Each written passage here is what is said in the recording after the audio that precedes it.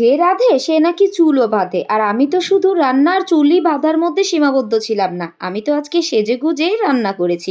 Hello everyone, আসসালামু আলাইকুম। আজকে দুপুরে রান্নাবান্না থেকেই ব্লগটা শুরু করেছি। আর এখানে রান্না করার আগেই কিন্তু আমি সুন্দর করে রেডি হয়ে তারপর চলে আসছি।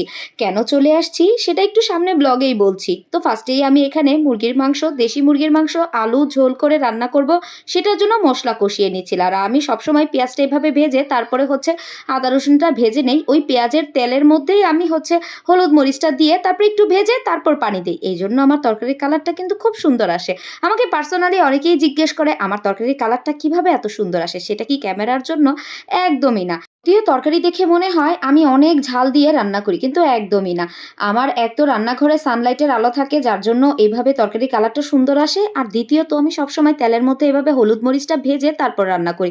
এভাবে রান্না করলে তরকারির কালারটা খুবই সুন্দর আসে। কারণ তেলের মধ্যে মরিচের সুন্দর একটা কালার ছড়ায়। তো এই তো আমি মসলাটা কষিয়ে নিয়েছি আর আমি একটা, একটা করে কিন্তু সব মসলাই দিয়েছিলাম। মানে মাংস রান্না করতে যা, যা মসলা লাগে। আর এমনি তো আমার স্পেশাল একটা গরম মসলার গুঁড়া আছেই যেটা আমি মাংস রান্নার জন্য ইউজ করি, সেটাও দিয়েছিলাম।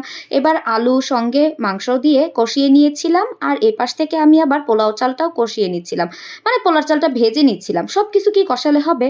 তো এখানে পোলার চালটা আমি একটু ভেজে তারপরে হচ্ছে গিয়ে আমি এখানে গরম পানি দিয়ে দিয়েছিলাম। আর আজকে রান্নার আগেই আমি একটু গরম পানি বসিয়ে নিয়েছি আর লাস্টে একটু চিনি দিয়ে দিলাম। পোলাওতে চিনি দিলে চালটা খুব সুন্দর ফুটে ওঠে আর পোলাওটাও খেতে অনেক ভালো হয়।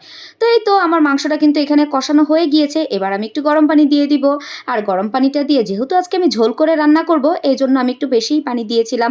কারণ একদমই একটু ঝোল, ঝোল রান্না করব। আর এই তো দমে এখন বসাই দিব। পানিটা একদম টেনে গিয়েছে। এবার দমে একটু রাখলেই পোলাওটা একদম ঝরঝরে হয়ে যাবে। পোলাওটা দমে রেখে আর মাংস রান্নাটা আরেক চুলায় রেখে আমি এবার একটু হচ্ছে ফ্যানের নিচে বাতাস খাচ্ছিলাম। কারণ এর একটু পরেই আমি বাইরে বের হয়ে যাব। আর এরই মাঝখানে কিন্তু আমার রান্না হয়ে গিয়েছে। কারণ গরম পানি দিয়ে রান্না করতে তো আর বেশি সময় লাগে না। আমার রান্নাবান্না তো শেষ। এবার আমাকে একটু দেখিয়ে দিই। আর এখন বলি আমি কেন সেজেগুজে রান্না করতেছিলাম। প্রথমত আজকে স্কুলে যেতে হবে একটু লেট করে। কারণ হচ্ছে আজকে বিকেলে গার্ড আছে। তো এইজন্য আমি হচ্ছে রান্নাবান্না সেরে তারপরে যাচ্ছিলাম। আর রান্নাবান্না করার আগে আমি রেডি হয়ে নিয়েছি।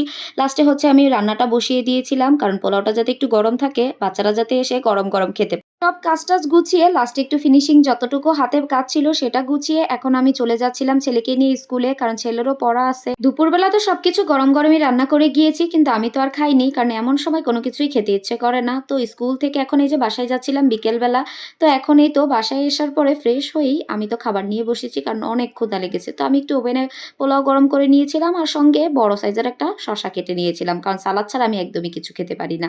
আর সঙ্গে ওই পাশ থেকে আমার আনাবিও আসছে সালাদ খাওয়ার জন্য, কারণ এও শসা আমার মতো খুবই পছন্দ করে। আমি এখানে খুবই অল্প একটু পোলাও নিয়েছিলাম, সঙ্গে একটা লেগ পিস নিয়েছিলাম আর একটু ২ টা আলু নিয়েছিলাম আর একটু ঝোল নিয়েছিলাম। এবার শসা দিয়ে খাচ্ছিলাম। যদিও সন্ধ্যাবেলা খেতে তেমন করে ইচ্ছাও করে না। তো অতটুক খাওয়ার পরে আমার মনে হলো একটু মিষ্টি কিছু খাই। তো যে গতকালকে যে সেমাই রান্না করেছিলাম সেটাই একটু করে খাচ্ছিলাম। তো আজকের মতো টাটা বাই বাই।